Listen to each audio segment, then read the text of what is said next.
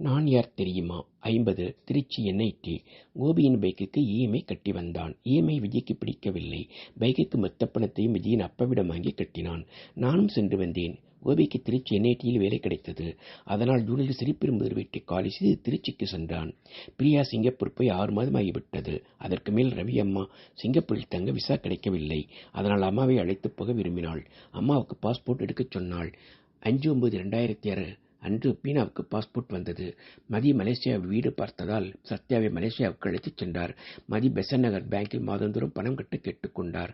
அதற்கான முழு விவரங்களை கொடுத்தார். மீனாவுக்கு தேவையான பொருட்களையும் பிரியாவுக்கு தேவையான பொருட்களையும் வாங்கி வந்தோம். ரவி மீனாவை விமானத்தை அழைத்துச் சென்றார். மீனா போகும் முன் என்னை லட்சுமி நகரிலிருந்து தேவி பிளாட்ஸ் வந்து தங்கச் சொன்னாள். மீனா சிங்கப்பூரிலிருந்து அங்குள்ள விவரங்களை போனில் விவரமாக சொன்னாள். மீனா சொன்னது போல நிலாவையும் அனுபவியையும் கேஃபையை கூட்டு வந்தேன். நிலாவுக்கு அங்கு எல்லோரும் நண்பர்கள் ஆனார்கள். நிலாவின் அம்மா நிலாவை ஊருக்கு வரச் சொன்னார்கள். ஊரில் நிலத்தை விற்ற பணத்தில் நிலாவின் பங்கை வாங்கி வந்தாள். அந்த பணத்தில் நிலாவுக்கு தாலி செயின் வாங்கினோம். சத்யாவிடமிருந்து போன் வந்தது. அவள் மாதமாக இருப்பதை தெரிந்து கொண்டேன். 2007 பொங்கல் பண்டிகைக்கு முக்குடல் சென்றோம். அப்பாவுடன் பண்டிகையை சிறப்பாக கொண்டாடினோம்.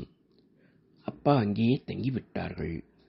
நான் அப்பாவுக்கு மாதந்தோறும் பணம் அனுப்பி வைத்தேன். 2007 பிப்ரவரி 19ஆம் நாள் வாசி பிறந்தான். தொட்டிலில் போடும் சடங்குக்கு சென்றோம். மிகவும் கிராண்டாக நிகழ்ச்சிகள் நடந்தன. வாசி என்ற பெயர் அனைவருக்கும் பிடித்திருந்தது. புதுமையானது என்றார்கள். நிகழ்ச்சி முடிந்து சென்னை வந்தோம். 2007 மார்ச் 11ஆம் நாள் மீனாவின் அம்மா ஆக்னிஸ் காலமாகிவிட்டார் என்ற செய்தி வந்தது. நான் கொடைக்கானல் சென்றேன். போகும் வழியில் கோபியின் மாமாவை சந்தித்தேன். இருவரும் பேசிக்கொண்டே சென்றோம். சடங்குகள் முடிந்தன. புஷ்பாவுக்கும் அமரிக்கும் ஆறுதல் சொல்லிவிட்டு வந்தோம். மீனா சிங்கப்பூரில் இருந்ததால் வர முடியவில்லை. மீனா போனில் பேசினாள். சமாதானம் சொன்னேன். சத்யா மலேசியாவில் இருந்து வருவதாகவும் அவளை நல்லா கவனிக்கும்படியும் கேட்டுக்கொண்டாள். அவளுக்கு ஜூன் மாதம் டெலிவரி என்றாள். சத்யா மலேசியாவில் இருந்து வந்தாள். கேஃபையில் தங்கினாள். சத்யா புஷ்பா சித்தியை வரச் சொல்லி இருந்தாள். புஷ்பா லோகேஷுடன் வந்திருந்தாள்.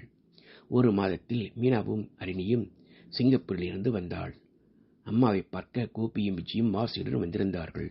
ராமசாமியும் செல்வியும் குமார் கல்யாணத்துக்கு பத்திரிகை வைக்க வந்திருந்தார்கள். மே மாதம் விடுமுறையில் அனுவும் அபியும் வீட்டில் இருந்தார்கள். நான் என்னுடைய கன்சல்டிங் வேலையை விட்டுவிட்டு ஈஸ்வரநாத் கம்பெனியில் வேலைக்கு சேர்ந்திருந்தேன். கேஃபை வீட்டை காலி செய்ய வேண்டிய கட்டாயம். போரூர் ஆபீசர்ஸ் காலனியில் முதலில் இருந்த வீட்டுக்கு அருகே முதல் மாடியில் வீடு கிடைத்தது. வீடு மாறினோம்.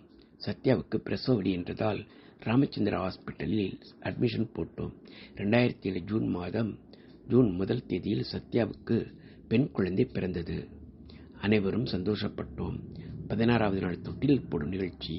நகேஷா என்று பெயர் வைத்தார்கள். நிகழ்ச்சிக்கு அனைவரும் வந்து சிறப்பித்தார்கள். புதுக்கம்பியில் சேர்ந்தேன். ஈஸ்வரநாத் கன்ஸ்ட்ரக்ஷன்ஸ் கம்பெனி MD மிகவும் நல்லவர், அன்பானவர், இரக்க குணமுள்ளவர். வேலையில் கண்டிப்பாக இருப்பார். குடும்ப விவரங்களை கேட்டார். உண்மையே சொன்னேன். ஆரம்பத்திலேயே அட்வான்ஸ் கேட்டேன். அது அவருக்கு பிடித்திருந்தது. ரயில்வேயில் வேலை. முதலாள் காரில் Tambaram side, Pallavaram side, Egmore side போய் வந்தோம். ப்ராஜெக்ட் மேனேஜர் போஸ்ட் கொடுத்தார். தேவையான உதவிகள் செய்வதாக சொன்னார். கம்பெனியிலிருந்து அட்வான்ஸ் வாங்கி வந்தேன். பேங்கில் பர்சனல் லோனும் போட்டேன். வீட்டுக்கு தேவையான டிவி, ஃப்ரிட்ஜ், பீரோ, கட்டில் மற்றும் கிரைண்டர், மிக்சி எல்லாம் வாங்கி வந்தோம். நிலாவுக்கு பூர்ண திருப்தி. அனுவும் அபியும் சந்தோஷப்பட்டனர். ஜூன் 16 அபியின் பிறந்த நாள் சிறப்பாக கொண்டாடினோம். ஆபீஸ் காலனி நண்பர்கள், கார்த்திகா குடும்பம், மகி குடும்பம், அகீஸ் குடும்பம் என அனைவரும் வந்து பிறந்தநாள் பரிசு கொடுத்து வாழ்த்தி சென்றனர். அதுபோல ஜூன் 22 அனுவுடைய பிறந்த நாளையும் சிறப்பாக கொண்டாடினோம். மீனா அருணியை கவனித்துக் கொண்டு சத்யாவையும் நகேஷாவையும் கவனித்தாள். மதியின் கவனிப்பும் ஆதரவும் இருந்தது. ஒரு நாள் புஷ்பா கொடைக்கானலிலிருந்து வந்தாள். வீட்டில் பிரச்சனை என்றாள். மீனா ஆதரவு கொடுத்தாள். மீனாவுக்கும் சத்யாவுக்கும் ஆதரவாக புஷ்பா இருந்தாள். குமாரின் திருமணம் தென்காசி அருகே திருமலையில் நடந்தது. நானும் மீனாவும் மட்டும் சென்றோம். அருணியை புஷ்பா பார்த்து கொண்டாள்.